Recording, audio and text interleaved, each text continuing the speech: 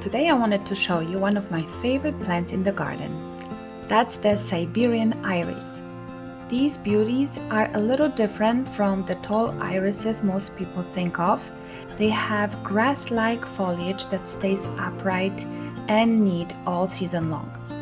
And they add this soft, elegant texture to your borders, like a version of ornamental grass.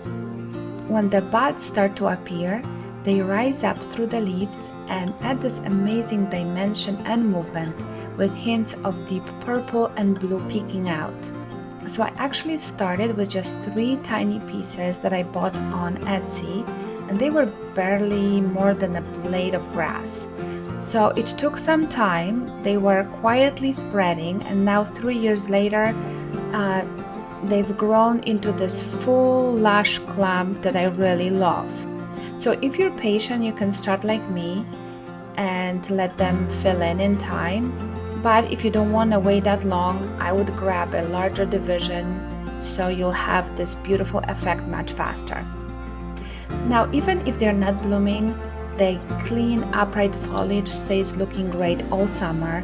It doesn't flop and it holds its shape like a fountain of green. I even came across these beauties in the field at my local botanical garden.